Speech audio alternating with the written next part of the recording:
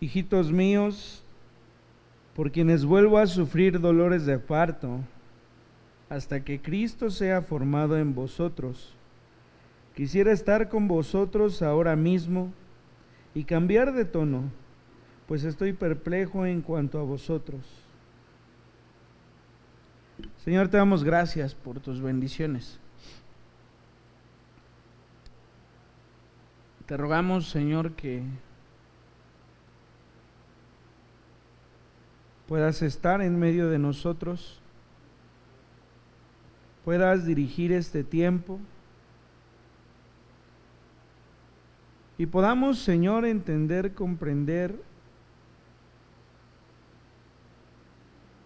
lo que tu palabra nos dice.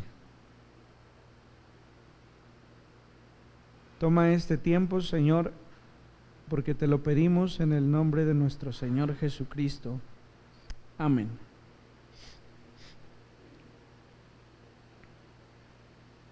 Ciertamente esta carta pareciera una carta de reclamo, pero no lo es. Así como toda la Escritura no lo es. A veces leemos las maneras en las que Dios juzgaba al pueblo, las maneras en las que algunos morían, y nos resulta difícil entender, porque ciertamente nosotros hemos conocido un Dios amoroso, y no es que no lo sea en el momento en el que permite o en el que castiga. El día miércoles o jueves, no recuerdo qué día, recibimos una llamada en la casa. Era una mujer diciéndome que si podía leerme un versículo de la Biblia. Era una mujer, creo yo, testigo de Jehová. Y ella hablaba de cómo Dios es amoroso. No recuerdo exactamente el versículo que me leyó, pero yo le decía, también la Biblia dice que Dios al que ama castiga. Me decía, no, Dios es amor. Yo le decía, sí, ¿no has leído su Biblia? Y me dice, no. Digo, léala. Y cuando la lea me vuelve a hablar. Y le dije más, le dije, ¿usted tiene hijos? Me dijo, sí. ¿Los ama? Sí.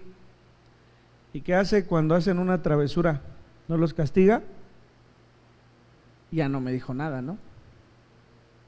Pero la Biblia sí lo dice. Y creo yo que ustedes como padres o como madres o nosotros como hijos estamos en la madurez de entender que así es. Cuando nuestros padres nos castigan, es porque tienen el objetivo de formarnos. Y Pablo ha decidido ver a estos como sus hijos. Hemos leído, por ejemplo, en Juan, cómo utiliza esto, hijitos míos, y lo hace constantemente. Pero el apóstol es un hombre más duro, es un hombre más firme, y es un hombre que en este versículo utiliza estas palabras, hijitos míos. Pero todo tiene un porqué. Dice el versículo 8 de este capítulo 4 en Gálatas: ciertamente en otro tiempo, no conociendo a Dios, servíais a los que por naturaleza no son dioses. Lo primero que hace el apóstol es destacar el momento y el lugar en donde estos hombres y mujeres son sacados de idolatría. Dice, hubo un tiempo, otro tiempo, que cuando ustedes no conocían a Dios, ustedes servían a los que por naturaleza no son dioses. ¿Qué es lo que está diciendo el apóstol? En el Antiguo Testamento la idolatría jamás fue perdonada. Cuando se dividen los reinos, dice la Escritura que Jeroboam dice: voy a poner estos 2 becerros para que esta gente no tenga que subir a Jerusalén a adorar. Y les dio a quien adorasen. Dice: a los que por naturaleza no son dioses. Solo hay uno que por naturaleza es Dios. Y lo dicen sus atributos. Lo dice el que sea eterno, lo dice el que sea omnisciente, lo dice el que es omnipresente. Esos atributos que solamente Dios tiene, son esos atributos que nadie más tiene. Y dice que toda esta gente fue sacada de allí, que el Señor tuvo misericordia de ellos y que les mostró un evangelio distinto, y que dejaron de adorar a todo eso que sus mismas manos formaban. Aquí el punto es que hoy en día cualquiera que tenga otra religión que no sea una religión cristiana, en la que solo hay un Dios, debe entender que lo que sea que tienen allí en casa, o lo que sea que tienen allí en las iglesias, está hecho por manos de hombre. No hay uno que pueda decir lo contrario, ni uno. No sé si alguna vez usted ha entrado a la basílica. Alguna vez yo lo hice, por curioso. No curioso de mis creencias, curioso de cómo era la basílica. Y hay un lugar donde uno pasa y se ve la imagen de la Virgen, imponente, la verdad es que imponente, ¿no?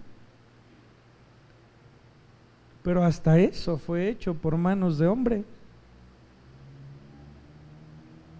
Por naturaleza no es una deidad. Por naturaleza no puede semejarse, no puede acercarse a lo que Dios es. Porque Dios sí es eterno, porque Dios sí sabe todas las cosas, porque Dios, dice la Escritura, que es el alfa y el omega, es decir, el principio y el fin de todas las cosas. Esto es lo que el apóstol les está diciendo. En otro tiempo, no conociendo a Dios, servíais a los que por naturaleza no son dioses. Hay un versículo por allí que dice que el pueblo de Dios pereció por falta de conocimiento. No es por falta de lectura, no es por aprenderse más pasajes, no es por conocer la historia del pueblo, no. El conocimiento de saber que Dios es. Eso es lo que nos hace perecer. Pero el que ha conocido a Dios no puede servir a otros dioses, pero entonces no conoce a Dios. Y dice: mas ahora conociendo a Dios, o más bien siendo conocidos por Dios, ¿cómo es que os volvéis de nuevo a los débiles y pobres rudimientos, a los cuales os queréis volver a esclavizar? Fíjense bien, no les dice el apóstol que han regresado a la idolatría. No les está diciendo eso. Les está diciendo que han conocido un mensaje que salva,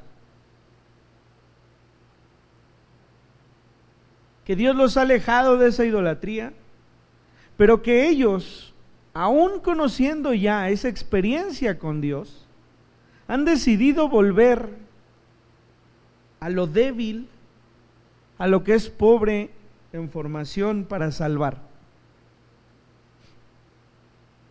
¿Cuáles son esas cosas a las que ellos han querido regresar? A esclavizarse. Dice el versículo 10: guardáis los días. ¿A qué se refiere? A guardar otra vez el día de reposo, a guardar otra vez los días específicos en los que los judíos hacen ciertas fiestas solemnes. Dice: quieren volver a guardar los meses, quieren volver a guardar los tiempos y los años. Todo se refiere a eso. Se refiere a los días o a los meses en los que se tendría que efectuar la Pascua, la fiesta de los panes sin levadura, a los años en los que se pretendía el jubileo. Es decir, a todos estos ritos, a todos estos rituales que se establecieron antes de la venida del Señor Jesucristo.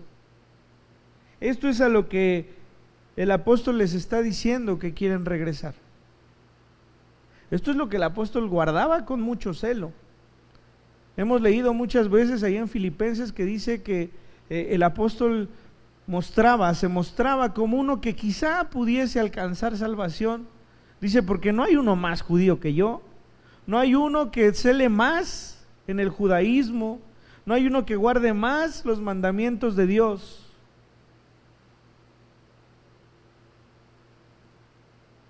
Y dice que estos hombres y mujeres a los cuales se les había dado la libertad de creer como algo suficiente para ser salvos, preferían regresar a todas estas cosas, dice, débiles y pobres rudimientos. Débiles, ¿por qué?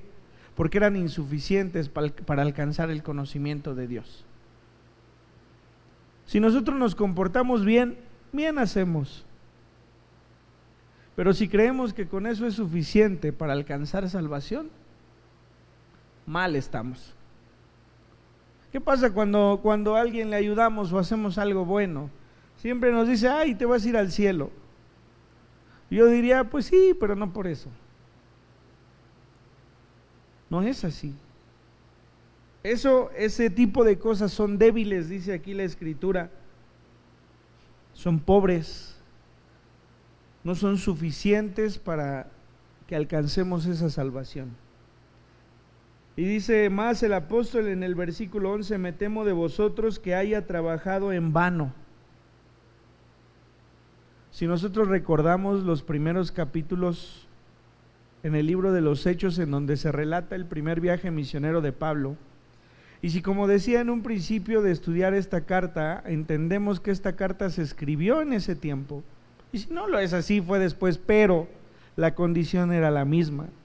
Era un apóstol que era perseguido, era un apóstol que era encarcelado, era un hombre que había sido apedreado hasta sentir que estaba muerto, era un hombre que había sido humillado, y dice, me temo que todo haya sido en vano. Me temo que la predicación que yo les he dado, a través de todo lo que he tenido que padecer, no tenga ningún sentido, porque ustedes han regresado a creer que necesitan más que el Señor Jesucristo para ser salvos.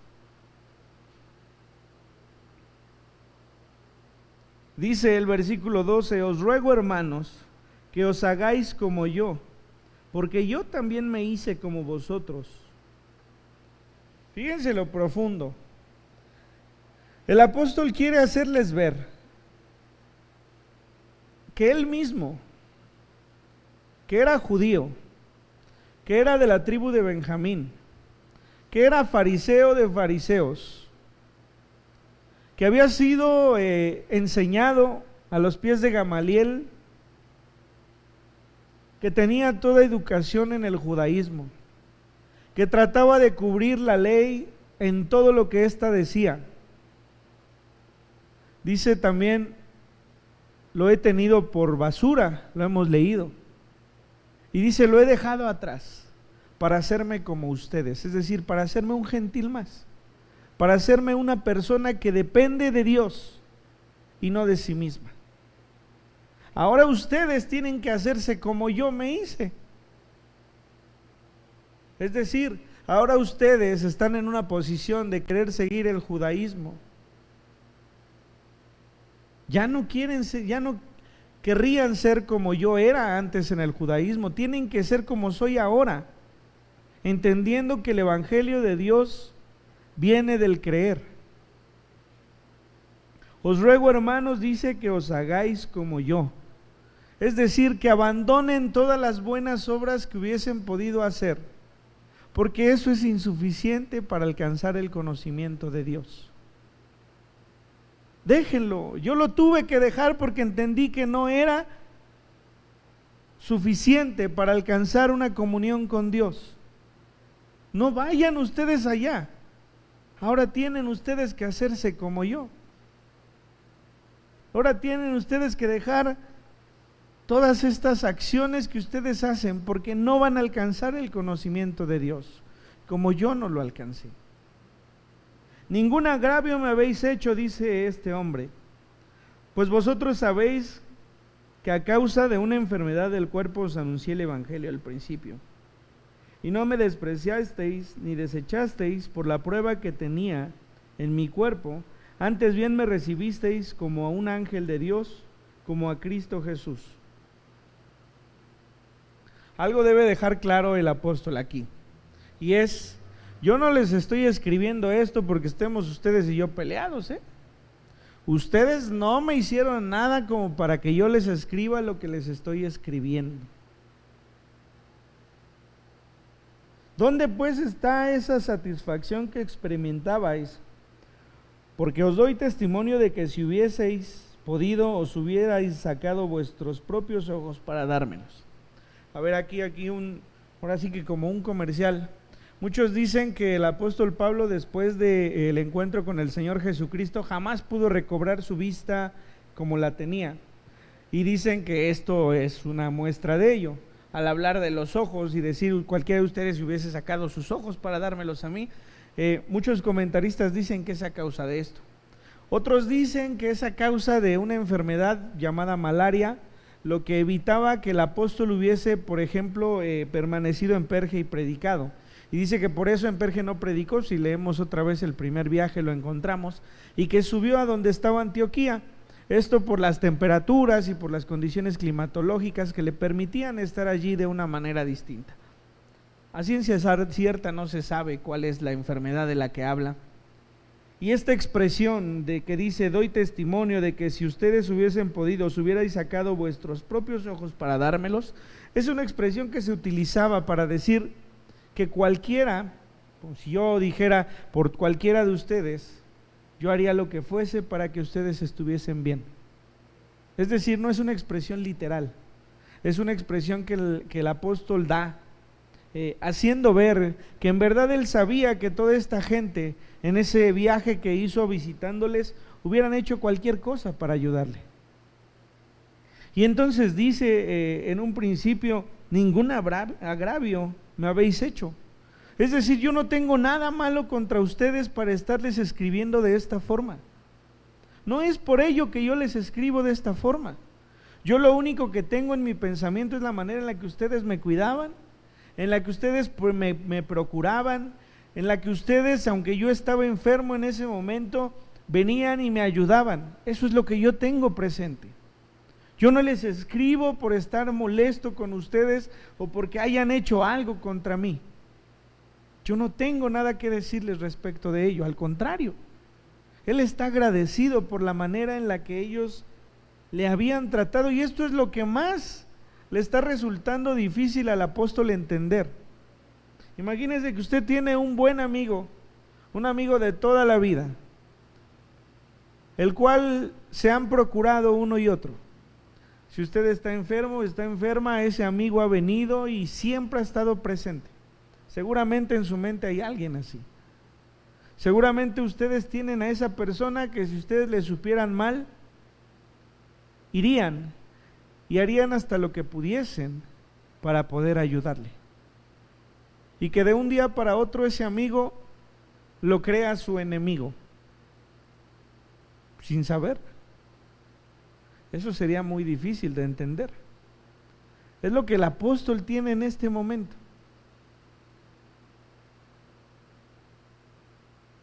Y hay un motivo. El apóstol sabe que todos aquellos que vinieron a expresar un judaísmo más fuerte, le han querido dejar en mal.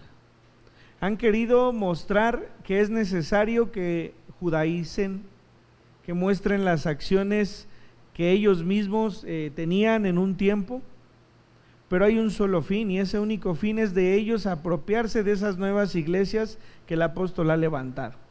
No sé si les resulte familiar. Hay iglesias que se construyen de los que están en otras iglesias congregándose.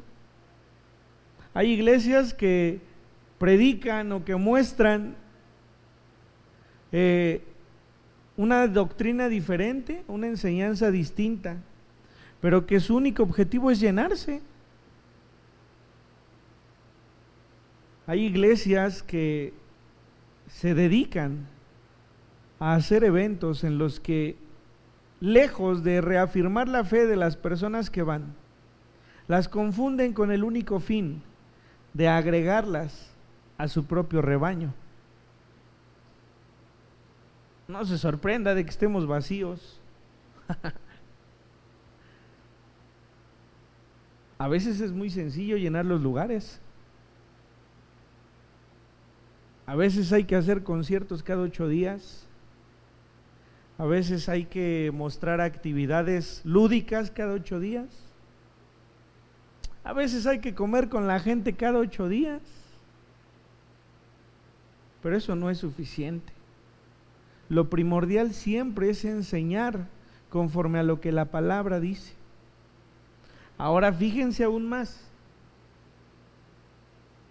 Dice el versículo 17: tienen celo por vosotros, pero no para bien, sino que quieren apartaros de nosotros para que vosotros tengáis celos por ellos. No está lejano a lo que les acabo de decir. Dice, tienen cuidado de ustedes, pero el único fin que tienen es que ustedes tengan ese celo, ese cuidado por ellos, para apartaros de nosotros. Bueno es mostrar celo, dice, en lo bueno siempre, y no solamente cuando estoy presente con vosotros. No es nuevo que la religión sea un buen negocio. Tengo un tío que cuando se enteró que estaba estudiando el seminario, eso fue lo que me aconsejó. No me aconsejó, me hizo un comentario feo. Siendo pastor, pastor de, no les puedo decir de un año, pastor de 20, 30 años. Me dijo, hijo, qué bueno, es un buen negocio. Me espanté, hasta me enojé,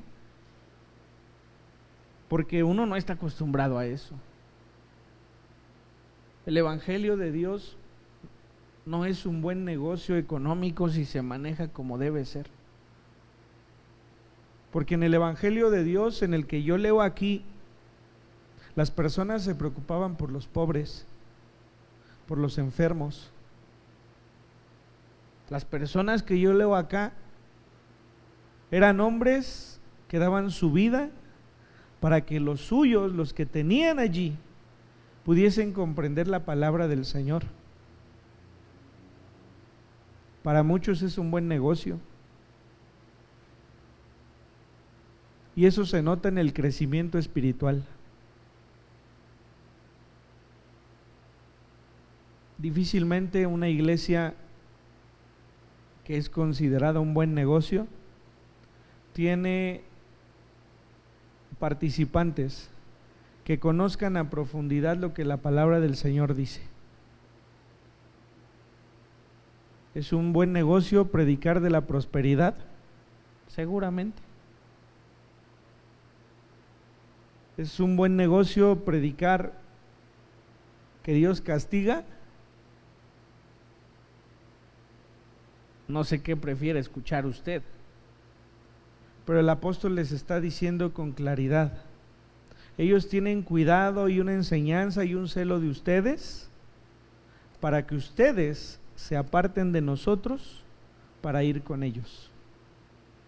Eso es lo que el apóstol les está diciendo. Pero viene lo que el día de hoy es importante entender. Dice, hijitos míos, el versículo 19, hijitos míos, por quienes vuelvo a sufrir dolores de parto, hasta que Cristo sea formado en vosotros. Yo a veces le digo a mi esposa que ya no platique con nadie del embarazo, porque cada mujer le dice algo distinto.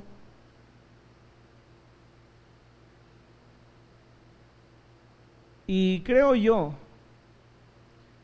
que todas esas mujeres que aman profundamente a sus hijos, así hayan sufrido el embarazo, volverían a sufrir dolores de parto por tenerlos. Vean lo que el apóstol está diciendo. Él compara el nacimiento del hombre con el nacimiento de un bebé. Imagínese que alguno de sus hijos tenga algún problema que no haya terminado de formarse. Yo creo que usted lo amaría, ese no es el punto. El punto es que la gran preocupación de las madres y los padres es el sufrimiento o el costo que puede tener en la vida de los hijos alguna malformación o algún peligro o riesgo en su vida.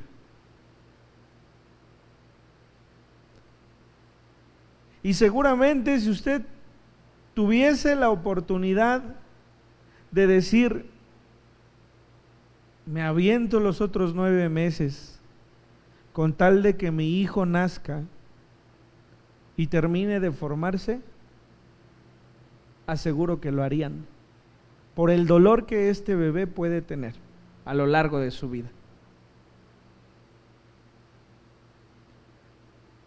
El apóstol está diciendo, ustedes nacieron, pero no los ha terminado de formar Cristo. Y yo quisiese volver a sufrir los padecimientos que pasé, el ser apedreado, el ser perseguido, el ser ninguneado. Lo volvería a pasar esos dolores de parto, con tal de que ustedes naciesen formados por Cristo.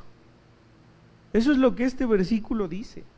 Hijitos míos, por quienes vuelvo a sufrir dolores de parto, hasta que Cristo sea formado en vosotros. Volvería a pasar todo lo que he pasado, con tal de que ustedes se confirmen en el Evangelio del Señor. Estamos hablando de un hombre que tiraron a las afueras de la ciudad porque lo pensaron muerto. Estamos hablando de un hombre cuyo estatus social, antes de pertenecer al cristianismo, era de lo más alto. Un hombre que hoy padece una enfermedad. Un hombre al cual no le ha sido fácil tener que decir, yo me he hecho gentil como todos ustedes. Si algo el judío cela, es la condición de ser privilegiado por pertenecer a este pueblo. Y él ha renunciado a ello, con tal de ir y predicar a cada uno. Vuelvo a sufrir dolores de parto hasta que Cristo sea formado en vosotros.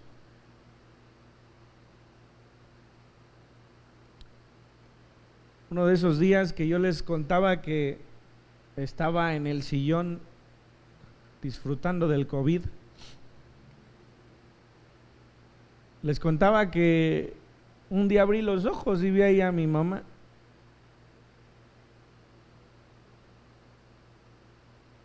Y ella me hizo un comentario que yo sabía y que tenía presente, pero que ese día dio vueltas y vueltas en mi cabeza. Me decía, cuando tú naciste y estabas muy mal y estabas muy enfermo, llegó el momento en que yo le dije a Dios, si va a estar así, llévatelo. Si va a estar sufriendo toda su vida, llévatelo. Ese también es amor. Es amor de una madre que está dispuesta a sufrir la ausencia de su hijo con tal de que él no sufra a lo largo de su vida. Pero después me dijo, pero si lo vas a dejar, déjalo para que te sirva. Y aquí estamos ustedes y yo. Es decir, yo estoy seguro que ella como madre hubiera estado dispuesta a lo que fuese para que mi formación fuese la correcta y evitar todo ese sufrimiento. Le contaba a Adi que hay una foto por allí en donde todos tienen una carita y yo estoy sobre los pies de mi papá, sobre sus piernas. Y me decía mamá que esa vez yo me puse muy mal, pero muy mal, a punto de morir. Eso es para comprender lo que el apóstol les está diciendo. Le está doliendo escribirles esto. Le está doliendo ver que lo que él creía que era positivo al haber creído en el Señor Jesucristo, incluso podía haber sido en vano, porque estos hombres y mujeres habían decidido escuchar a otros.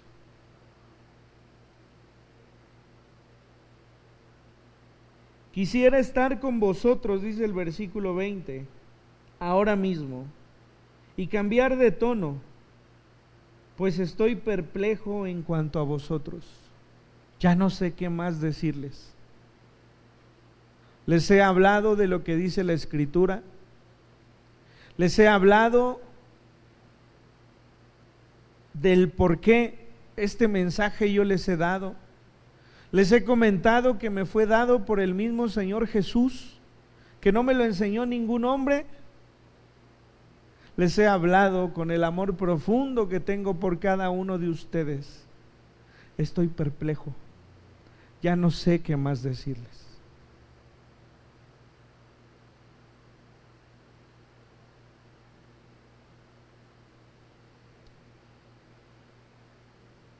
He de terminar hablándole a los padres este día. Muchas veces en las escuelas dicen los padres, es que ya no sé qué hacer con mi hijo, ya no sé qué más decirle. Y uno se queda pensando, pues si usted no sabe, imagínese nosotros, ¿no? Pero ¿sabe el apóstol? Con todo y el dolor que implicaba hablarles, les sostuvo la verdad del Evangelio. ¿Los amaba mucho? Sí. Pero tenía que decirles que esto era cuestión de salvación. Todo lo que nosotros aprendemos de la Biblia en el Evangelio es cuestión de salvación. El que no cree en el Señor Jesucristo va a morir eternamente. Si sus hijos no creen en el Señor Jesucristo, van a morir eternamente. Y no por ello usted tiene que ablandar el mensaje es claro y es uno y tiene que ser constante. Si su hijo no es capaz de entenderlo, usted se lo tendrá que volver a decir. Por más que usted quiera cambiar el discurso para que su hijo esté bien, no podrá hacerlo, porque el mensaje es uno. Si usted tiene que confrontar a sus hijos, como el apóstol lo hizo con estos que consideraba a sus hijos, tiene que hacerlo, porque mayor cosa se va a perder que el afecto de sus hijos hacia ustedes si su hijo no entiende la verdad del Evangelio. A él dice, yo no tengo ningún problema con ustedes y ustedes hoy me consideran hasta su enemigo, pero tengo que decirles la verdad. Aunque sigan pensando que soy su enemigo, ustedes tienen que entender que la única forma de salvar su alma es creyendo en el Señor Jesucristo.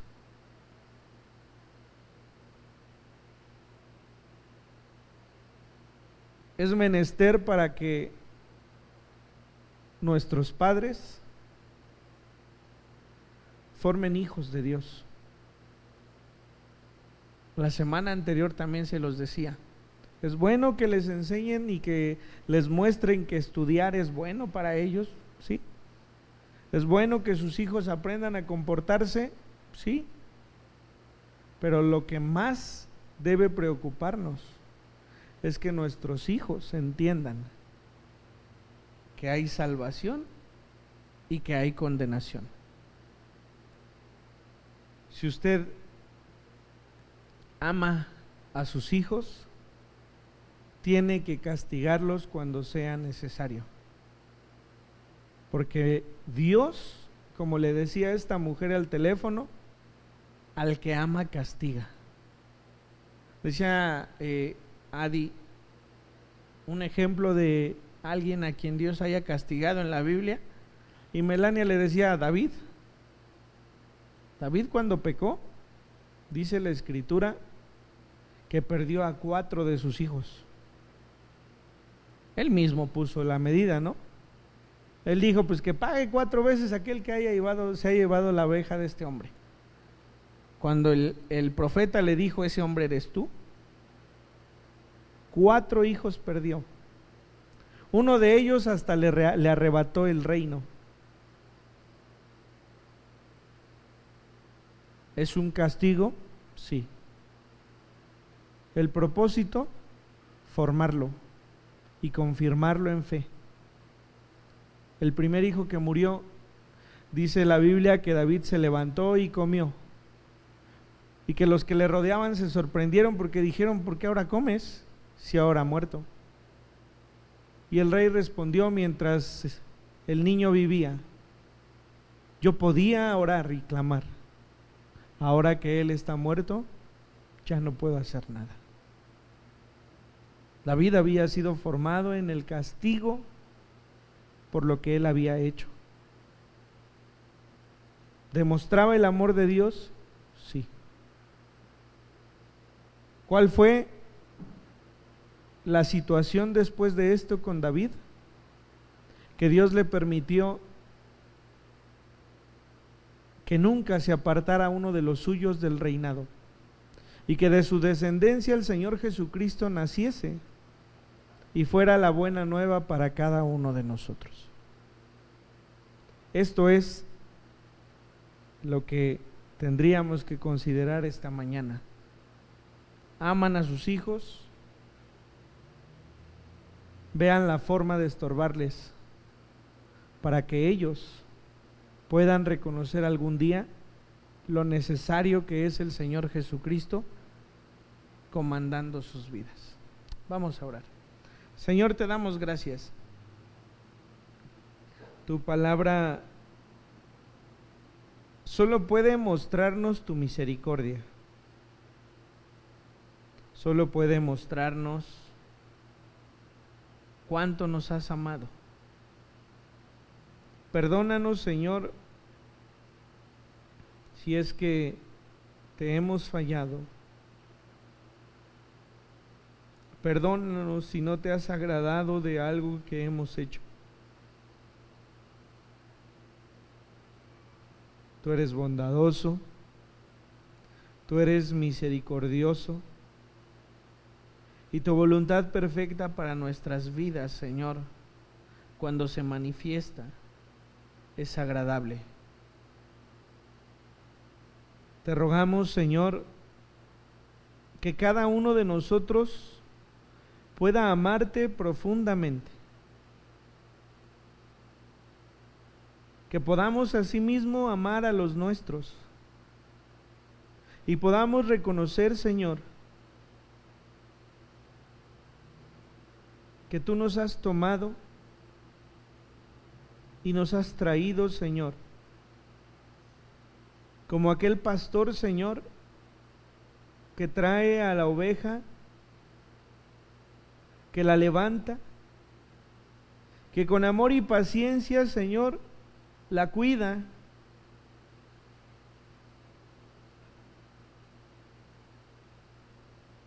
para traerla de nuevo, Señor, al redil. Te rogamos, Señor, porque este mensaje sea un mensaje que edifique y que muestre, Señor, que en la corrección está el amor más profundo. Te damos gracias por todo esto. En tu nombre, Jesús. Amén.